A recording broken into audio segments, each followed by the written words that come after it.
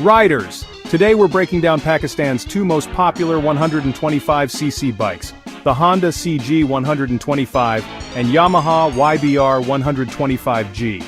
Both cost under 400,000 rupees, but which one deserves your money? Let's dive in. The Honda CG 125, a name so ubiquitous it's practically part of the national anthem, a machine that's been around since before the internet, probably. It's the automotive equivalent of a sturdy, reliable, if somewhat unexciting pair of boots. Then you have the Yamaha YBR 125G, the relative newcomer, the challenger, all sharp angles and modern pretensions, trying to woo buyers with things like, a fuel gauge and a self-start. The audacity! It's like comparing a trusty old hammer with a newfangled laser-guided one. Both get the job done, but one feels like it belongs in a museum, and the other, it feels like it might actually have been designed this century. So the question isn't just which bike is better, but which bike is better. We're going to dissect these two-wheeled gladiators from their price tags to their performance, their features to their flaws. Prepare for opinions, probably some shouting, and a definitive answer, maybe. Right, let's talk about the bit that makes everyone wince. The price. The Honda CG 125 in its glorious ex-showroom nakedness will set you back around 355,000 rupees. It's the default setting for motorcycles in Pakistan. Its price reflects its status as the people's champion, the affordable workhorse that promises to keep going long after the polar ice caps have melted. Then we have the Yamaha YBR 125G, swaggering into the showroom with a price tag of approximately 380,000 rupees. That's a cool 25,000 rupees more than the Honda. The question then is a rather enormous one. Is the Yamaha, with its fancy bits and its look at me, I'm modern styling, actually worth that extra wedge of cash? Yamaha certainly thinks so, positioning the YBR 125G as the more aspirational, the more sophisticated option for the discerning rider who wants to stand out from the sea of identical CGs. Prices vary by city, by dealership, by how much the salesman fancies his chances of rinsing you. Is it a premium worth paying or just an exercise in badge snobbery for the two-wheeled world? Now let's delve into the oily bits, the mechanical hearts that thump away beneath you. The Honda CG 125 boasts an engine that is, to put it mildly, agricultural. Its simplicity is its strength. It chugs along with a certain rugged determination, producing around 9.6 horsepower, which is just about enough to get you, your weekly shopping, and possibly a small farm animal from A to B. Contrast this with the Yamaha YBR 125G, which sports a more contemporary single overhead camshaft, SOHC, engine. It churns out a slightly more impressive, say, 10.7 horsepower. The YBR's engine feels a little more refined, a little less like it's gargling gravel, which some might appreciate on a longer journey. Let's lay out the good points, the bad points, and the bits that will make you want to hurl your helmet into the nearest ditch. For the Honda CG 125, the pros column is headed by its almost comical simplicity and legendary reliability. This bike is tougher than a $2 steak. Parts are dirt cheap and available everywhere, from gleaming dealerships to dusty roadside shacks. Its fuel efficiency is another massive plus, sipping petrol like a hummingbird sips nectar.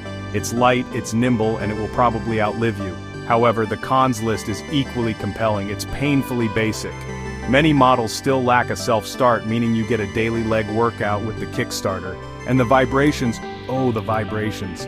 At certain revs, it can feel like you're riding a particularly angry washing machine. The design hasn't changed since the Jurassic period, which some call classic, others call lazy. So, what are these machines actually like to ride? Let's start with the Honda CG 125 in its natural habitat, the urban jungle. This bike is an absolute master of city traffic.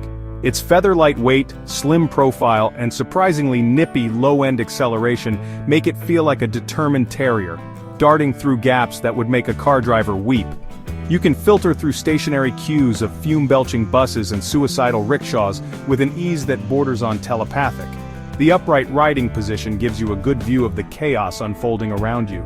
It's not what you'd call comfortable, especially if the road surface resembles a badly plowed field, but for short, sharp city blasts, its agility is hard to beat. Now let's take the Yamaha YBR 125G out of the city and point it towards something resembling an open road. Here, that little bit of extra power and the slightly more refined engine begin to make sense. The YBR feels more planted, more stable at higher speeds than the somewhat flighty CG. It can hold a cruising speed of 70 to 80 kilometers per hour without feeling like every nut and bolt is about to make a bid for freedom. Alright, the moment of truth. After all the poking, prodding, and pontificating, which of these two-wheeled workhorses should you actually spend your hard-earned rupees on?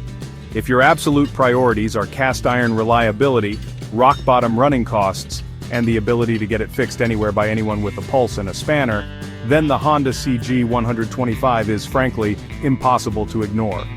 It's the sensible choice, the pragmatic choice, the choice your father and probably your grandfather would approve of. It will start, it will run, it will get you there, and it will do so while sipping fuel like a monk sips tea. It's not designed to excite you. It's designed to, and to function, tirelessly. However, if you crave something that feels like it was designed in the 21st century, if you desire modern features like a self-start, a fuel gauge that actually tells you something, and brakes that might genuinely save your skin one day, then the Yamaha YBR 125G makes a compelling case for itself. It offers a bit more power, a smoother ride, and a design that won't make you look like you've time-traveled from 1983. It's for the rider who wants a little more than just basic transportation, someone who appreciates a touch of style and a few creature comforts. It's the slightly more emotional, slightly less utilitarian purchase. Right, you've endured my extensive monologue, my deep dive into the psyche of these two-wheeled contraptions. If this epic saga of the CG versus the YBR has managed to illuminate even a tiny flickering bulb in the dark recesses of your biking brain, then do the honorable thing and give that like button a firm, decisive prod. Think of it as a digital pat on the back for a job. Well, a job that's been done. It's the least you can do after I've poured my heart and soul and a considerable amount of hot air into this comparison. Go on, it's just there, waiting for your click. It tells us you're awake, and possibly even paying attention.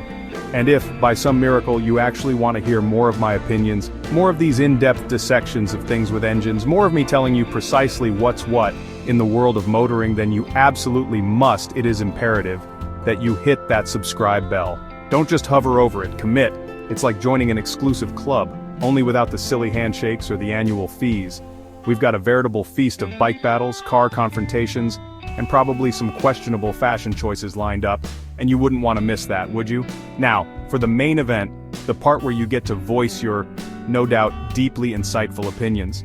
Down there, in that box marked comments, I want you to declare your allegiance. And on that bombshell, it's time to choose your weapon. So, there we have it. The Honda CG 125, a motorcycle so resolutely old-fashioned, its blueprints were probably etched onto stone tablets and delivered by a man on a velociraptor. And the Yamaha YBR 125G, which, by stark contrast, feels like it's beamed down from a Japanese starship, all angles and aspirations. One is the vehicular equivalent of a pair of well-worn, incredibly sturdy, if utterly unglamorous, work boots. The other is a slightly more fashionable, slightly more comfortable training shoe, promising a bit more spring in your step, but you'll pay extra for the fancy laces and the go-faster stripes. Choosing between them, then, is less about which bike is objectively better, because that's a fool's errand, and more about what kind of masochist, or rather, pragmatist you are. The ultimate decision, the one that involves your money and your daily grind, is, as it always should be, entirely yours. And on that bombshell, it's time to end. See you next time, unless I've accidentally ridden one of these into a canal while trying to prove a point. Good night.